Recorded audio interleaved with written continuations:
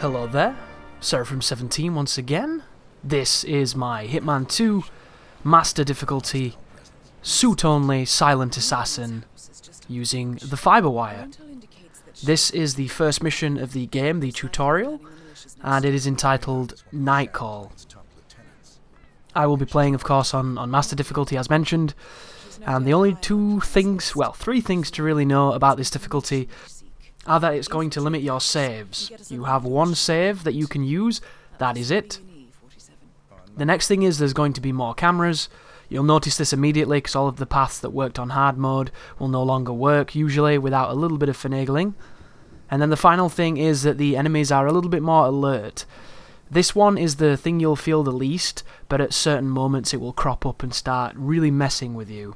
But at the beginning here I'm going to move up the beach, I'm going to try and shoot a camera, and I'm going to miss a whole bunch of times because the camera shooting is a touch temperamental, especially if you use the snap aim, because the snap aim doesn't always snap to where the hitbox of the camera is, and you can oftentimes miss.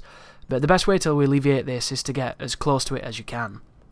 At the beginning of this mission there's going to be two cameras that are in your way. I'm going to show you where they are and how to deal with them, and then the third camera is going to be the one that's exclusive to this difficulty, which is going to come up after we've used the screwdriver we picked up in the swimming room to get through this garage door coming up here. This is not like a lot of the missions you're going to be facing on the game. Here is the third camera. Be very careful, it's just behind the leaf up on the wall. But this mission differs to the other ones. Be careful as well, phantoms shut the door because they like to troll. Because the enemies will not be around until you do something very select, so you can set this up however you like. Because of my restrictions, it's going to mean that I'm not really using anything that you can do any of the cool kills with. I won't be using the accidents, I won't be using any of the other means to get things done, and it's not because it's not a good thing. Using accidents in Hitman is probably one of the easiest ways to play. For the purpose of this run, I'm going to be doing something different. I just want to get across that it's not particularly the best way to play, even though it's really fun to figure out paths that work. However, you're not using a whole host of the mechanics, and if you want an easier time on this difficulty and you're coming to this for the advice on just how to play through the game, some of those habits and techniques are going to be lost on you when you watch my videos, as I'm going to be doing it in this manner. The first thing to note here is when the target settles down, she's going to start talking.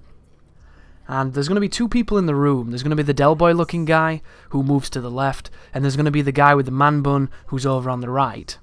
She's going to ask him to make her a drink, and that's your cue to move. Up until that point, you can sit by this doorway and you will have no issue, and everything will be fine. There is a guy behind you who we're going to have to sneak past in a moment, but he will never turn around, so you're never in risk of being patrolled on or anything like that. Here is the first dialogue cue, as Del Boy talks about the guy on the balcony, and then Reynard moves into position over there. If you get to this section a little faster than a lot of the times you can do it, you'll hear her talking about, like asking for a dog or something to come, but it's disappeared.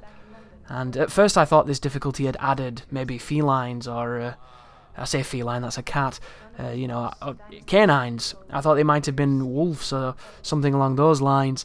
Some kind of guard dog mechanic, which would have been a pain in the arse, as they always are. But luckily, it didn't add anything like that. It just added a couple of dodgy things. One of them, I don't know if I get lucky or unlucky. I'm not entirely sure if it's just providence. This is your cue, by the way. I'm going to move in towards the sofa, wait for Del Boy to turn away. As he moves away from the woman, you are now free to hit her with the fibre wire, but do so when he's moved a decent distance, because he can hear you do this, because it's the loudest knee in the back you've ever heard in your life, but luckily enough nobody hears it, and then you can drag the body directly back through the environment that we were just waiting in and dump it in the box that's just to the left as you go through here. And there goes your first target of the game. As I was saying though, guys, there's a moment on the beach where somebody doesn't get fully distracted by the flares, and I didn't have that happen on Professional, and I don't know why it happened here, so I'm going to have to look into exactly what it was that went wrong. Anyhow, once you've dumped it in the cupboard, I'm going to throw the wrench just to get past this guy who patrols. Depending on how lucky you are, he will depend on how this guy reacts. Sometimes he'll call it in, sometimes he won't. Sometimes he will chastise you for throwing the item even though he does not know you're there. He's just, AI is so strong and omniscient that he thinks he does in a past life perhaps, and then he'll turn around and do what you want him to do. But the only time you should move, of course, is when he's not looking at you and when you see the question mark, meaning he's going to investigate. And now all you have to do is move back down through the beach.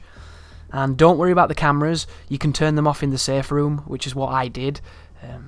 If you don't do that, obviously you might have a few issues, but I would get into the habit of picking things up and turning things off, purely because you get experience that build towards your level and your mastery, which is all going to help in the long run.